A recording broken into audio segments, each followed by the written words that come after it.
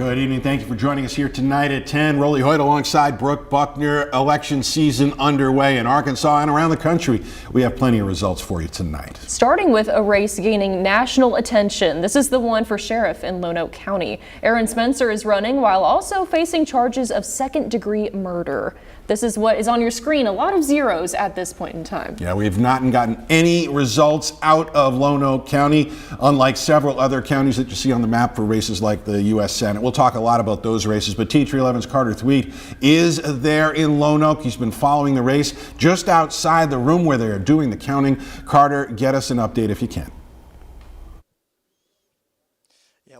Unfortunately, it's not much of one. I'm inside the building where they're counting the votes, still kind of trying to follow that no talking above a whisper rule, though it seems like people are kind of starting to break that as the night goes on. And I am standing by the only results we have in this controversial, high-profile sheriff's race. When they brought this out, a lot of people, including myself, I think, thought these were the actual results, but this is just what's called the zero tape. And all it does, I'm told, is just confirm that no votes were counted before tonight. So it has zeros going all the way down. We do not have any actual results yet. They still seem to be working in there. They're holding other receipt-looking things that look kind of like this one, but we have not seen any of them yet. So we still really have no results in this race, and it is one that's been very high profile, as y'all said. Aaron Spencer facing second-degree murder charges for killing a man he found with his underage daughter. Spencer has garnered nationwide support. There's the incumbent sheriff, John Staley, law enforcement veteran, David Bufford. And I was talking earlier with one of the 3 Lonoke County election commissioners, a vote counter here in Lonoke, and he was telling me, regardless of the national attention that this race has received, they're still going to do their job the same as they always do. Our job doesn't matter whether, there's a lot of interest or just common, regular interest that, people have. That we're here to provide an election that are honest, legal, and fair. And we're going to continue to keep y'all updated on any results that we get. I'm not sure how long they're going to take, to be perfectly honest and transparent. Again, they're holding things that look similar to this zero tape. I would hope they have results on them, but we're not 100% sure. We're going to continue to keep you updated from Lonoke County. I'm Carter Thweet with THV 11 News. All right, Carter, thank you very much. Let's go through a couple of the other races, some of them eye-opening tonight. That is the all total results now of for county judge in Jefferson County. Incumbent Gerald Robinson appears headed for a runoff to keep his position. He is in second place right now, just about 200 votes ahead of the third place finisher, but not enough to avoid that runoff. Ephraim Neely has the lead. Of course, Robinson has been the center of controversy, blocking efforts to try and get a budget passed down there for more than a year. And then this is another race that has had a lot of eyes on it. The governor primary for Democrats. Whoever, Fred Love just won this one tonight. He will face off against Governor Sarah Huckabee Sanders come November. Other results we've got this evening, we mentioned, you saw the map for the U.S. Senate race. Tom Cotton is the clear winner of the Republican nomination to go for a third term as Arkansas's junior senator, easily defeating candidates to his right, Micah Ashby and Jeb Little.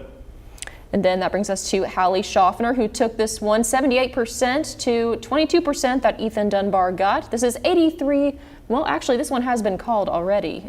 So this is for the Democrat facing incumbent French Hill. Actually, that one's to take on Tom Cotton later this year. Right. This is the man who will take on French Hill, Chris Jones, Reverend Doctor, easily handling his primary opponent in the House 2nd District in Arkansas. He will now advance to take on French Hill, who was comfortably ahead of Chase McDowell in the Republican primary race. That one still with a lot of votes out there, but no question that French Hill is going to get his chance to stand in for a 9th straight term.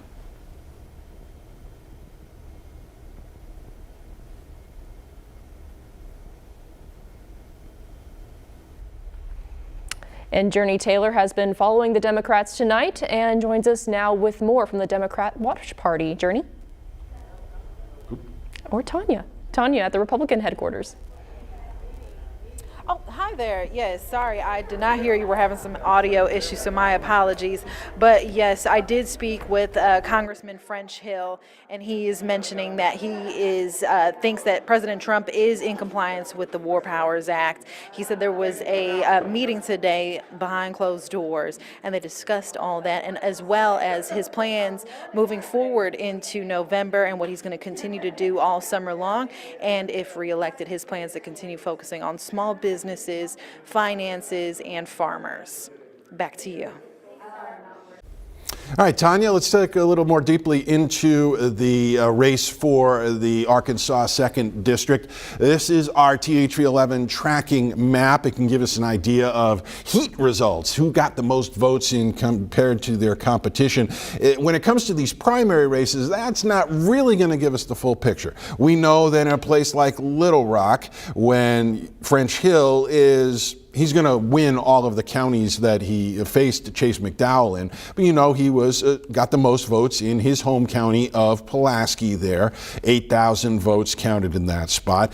Did well up in Cleburne County. He got almost 3,300 votes in that particular spot. But when you look at the race on the Democratic side for his challenger, Chris Jones, let's go back and look at how many votes he got down in Little Rock. In that case, 23,000, almost 23,700 votes picked up largely in Little Rock. Switch that over to what French Hill got in Pulaski County, and it's only 8,000 votes. You're going to see how it will be a race to get votes for French Hill. If he wants to hold on to this seat, he's going to need to continue to do well outside the inner city. Go back to the Democratic view here.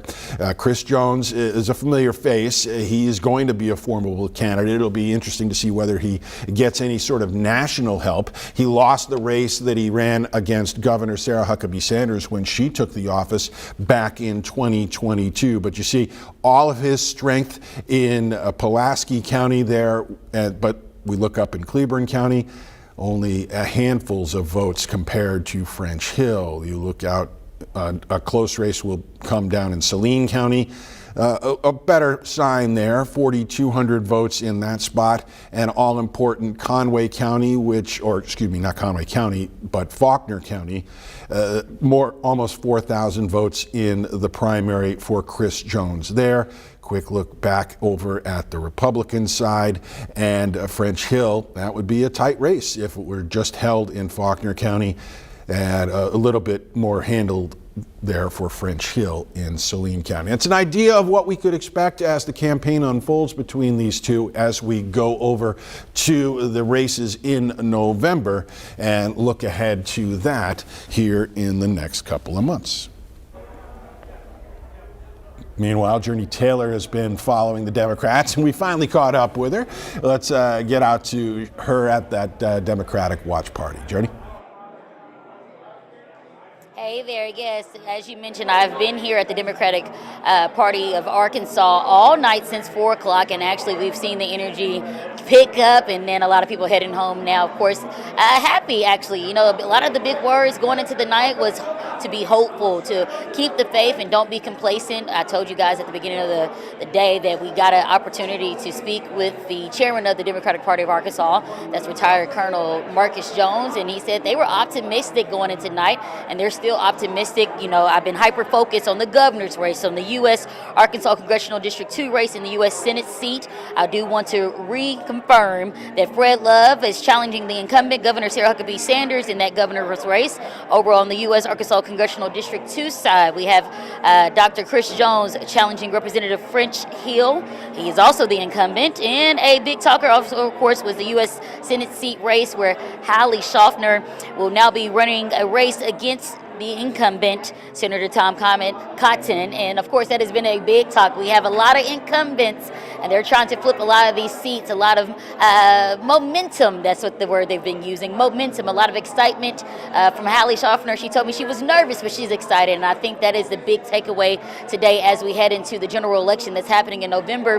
And I did ask that question, hey, what's next after tonight? We're gonna got a lot of responses saying that, hey, we're gonna do the same thing. We're gonna keep rallying people to get out there and vote for November and keep the excitement going. So a lot to look forward to. And of course, you can expect us here at THG of 11 to keep up with those candidates and as we head to November. For now, though, in Little Rock, I'm Journey Taylor for THV 11 News. Thank you, Journey. Let's take a look at some of the results coming into our newsroom. This is for the District 4 primary. James Russell in the lead, 52% over Stephen O'Donnell, 48%. Looks like Russell on his way to challenging Bruce Westerman in the election in November down in the western and southwestern parts of Arkansas.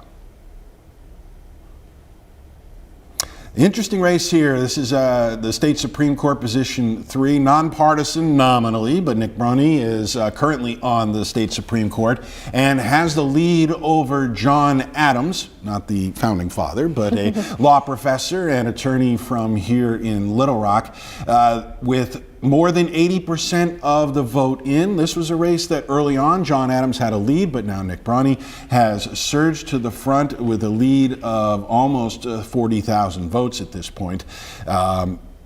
It was interesting for about an hour or so. It was close. When those results were coming in. Neck and neck. And then this is District 26. This is the one surrounding that Franklin County Prison project. Brad Simon, he took this one, 69% over Adam Watson. Yeah, both candidates are opposed to building the prison there in that Senate district.